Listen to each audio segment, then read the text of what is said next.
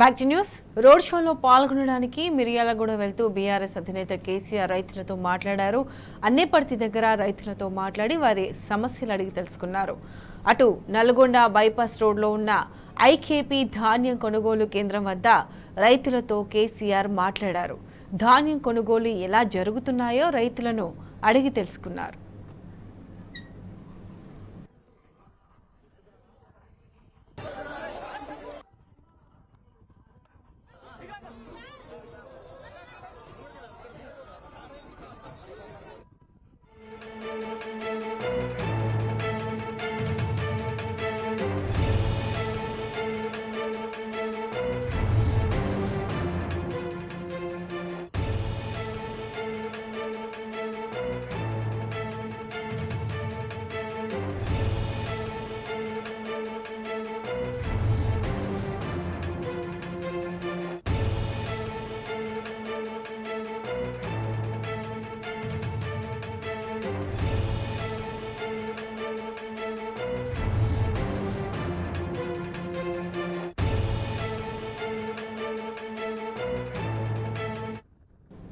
దీనికి సంబంధించి పూర్తి అప్డేట్స్ మా ప్రతినిధి రాము అందిస్తారు. రాము, మరికాసేపట్లో బీఆర్ఎస్ అధినేత కేసీఆర్ మిర్యాలగూడకు రానున్నారు. ఇక్కడ భారీగా ఏర్పాటు చేసినటువంటి రథయాత్రలో పాల్గొని ప్రజలకు సందేశం కూడా ఇవ్వబోతా ఉన్నారు. ఇప్పటికే ఏర్పాట్లన్నీ కూడా పూర్తయ్యాయి.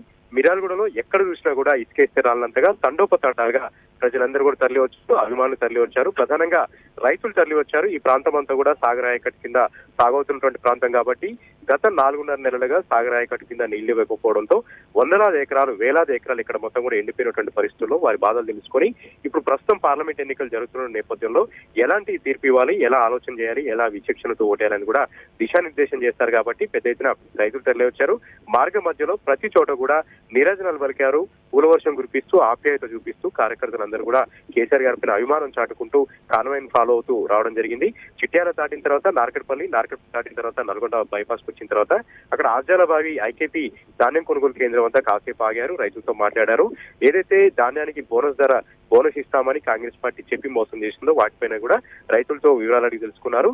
దీంతో పాటు క్వింటల్ ధాన్యం ఎంత ధరకు పోతా ఉంది, తాలు సంబంధించి అదేవిధంగా ఇక్కడ ఉన్నటువంటి తూకం సంబంధించి కూడా ఎలా చర్యలు తీసుకుంటున్నారు, ఎప్పటికప్పుడు కూడా ధాన్యం లిఫ్ట్ అవుతుందా, ట్రాన్స్పోర్ట్ సంబంధించి గన్ని బ్యాగులకు సంబంధించి కూడా ఎలాంటి సమస్యలు ఉత్పన్నం అవుతున్నాయి, అన్నిటికంటే ముఖ్యంగా అకాల వర్షాలు వస్తున్నాయి కాబట్టి, వడగళ్ల వానలు వస్తున్నాయి కాబట్టి ధాన్యం కొనుగోలు కేంద్రాల్లో ధాన్యం అంతా కూడా తడిచిపోతుంది కాబట్టి రైతులు ఇబ్బందులు పడుతున్నటువంటి సమస్యలన్నిటి కూడా కేసీఆర్ గారికి వివరించారు. వీటన్నిటిని సావధానంగా ఉన్నటువంటి కేసీఆర్ గారు మరికాసేపట్లో మిర్యాలగూడలో పాల్గొంటున్నటువంటి ఈ రోడ్ షోలో ప్రభుత్వానికి ఒక అల్టిమేటం జారీ చేయబోతా ఉన్నారు. తెలంగాణ వ్యాప్తంగా కాకుండా నల్గొండ జిల్లాలో కూడా కాయకష్టం చేసి ఎన్నో అష్ట కష్టాలు పడి బోర్ల కింద బావుల కింద కొంతమేర సాగు చేశారు. ఆ ధాన్యం అంతా కూడా ఇప్పుడు దిగుబడి వచ్చింది.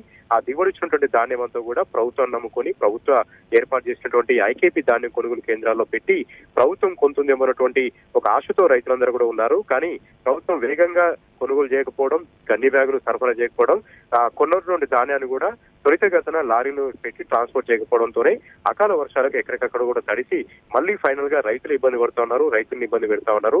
రైతులు ఆ నాణ్యత లేదని చెప్పి, తడిసిన ధాన్యం ఉందని చెప్పి రైతులు అక్కడ కొనకుండా మళ్ళీ ఇబ్బందులు పెడుతున్నారు కాబట్టి ఆ సమస్యలన్నిటిపైన కూడా స్పందించే అవకాశం ఉంది. దీంతో పాటు నల్గొండ పార్లమెంట్ పరిధిలో ఎలాంటి తీర్పు ఇవ్వాలి, నల్గొండ పార్లమెంట్ అభ్యర్థి కంచెల కృష్ణారెడ్డి రైతు కుటుంబం నుంచి వచ్చారు.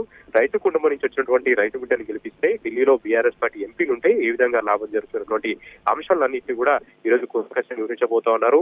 17 రోజుల పాటు 12 నియోజకవర్గాల్లో నిరంతరాయంగా నిర్విఘ్నంగా ఈ జరుగుతున్నటువంటి బస్ యాత్ర మిర్యాల నుంచే శ్రీకారం చుడతా ఉన్నారు. మిర్యాల నుంచే ప్రారంభం కాబోతోంది, సమరశంకరం పూజిస్తా ఉన్నారు. మిర్యాలగూడలోనే కాంగ్రెస్ పార్టీ సంబంధించినటువంటి ఉద్దండులు ఉన్నారు, జానారెడ్డి, కోమటిరెడ్డి, ఉత్తమ్ కుమార్ రెడ్డి. వీళ్ళందరికీ చురకలు అంటించేలాగా, వీళ్ళందరి యొక్క బండారం బయటపెట్టేలాగా, వీళ్ళందరూ కూడా ఉదాసీనత వైఖరి వల్ల సాగర్ ఆయకట్టు కింద ఏ విధంగా ఎండిపోయింది, సాగర్ ఆయకట్టు కింద నీళ్లున్నా కూడా ఎందుకు ఇవ్వలేదు, సాగర్ ఆయకట్టు కింద గత 9.5 ఏళ్లుగా రానటువంటి సమస్య ఈ 4 నెలల్లోనే ఏ విధంగా వచ్చిందని కూడా వివరించబోతున్నారు. కాబట్టి కార్యకర్తల్లో జోష్ నెలకొంది, కార్యకర్తల్లో ఉత్సాహం నెలకొంది. మరకాసేపట్లో మిరాల్డా బైపాస్ చేరుకొని అక్కడి నుంచి బస్టాండ్ వద్దకు చేరుకున్న తర్వాత బస్టాండ్ నుంచి వేలాది మంది కార్యకర్తలతో, అభిమానులతో కలిసి భారీ రోడ్ షో నిర్వహించి అక్కడ ప్రసంగిస్తున్నారు కాబట్టి భారీగా ఏర్పాటు చేస్తా ఉన్నారు. మిర్యాలగూడ రోడ్ షో పూర్తి చేసుకొని, ప్రసంగం పూర్తి చేసుకున్న తర్వాత మళ్ళీ రిటర్న్ లో వయా తిప్పర్తి మీదుగా నకరికల్ నుంచి సూర్యాపేట చేరుకొని సూర్యాపేటలో కూడా భారీ రోడ్ షోలో పాల్గొని ప్రసంగిస్తారు. రాత్రి ఎక్కడ బస్ చేస్తారు కాబట్టి క్యాడర్ అంతా కూడా ఉత్సాహంగా ఉంది. మిర్యాలగూడలో అయితే సందడి వాతావరణం నెలకొంది. ఇసుకేస్తే రాళ్ళంతగా తండోపతండుగా ప్రజలందరూ కూడా తరలి వచ్చారు.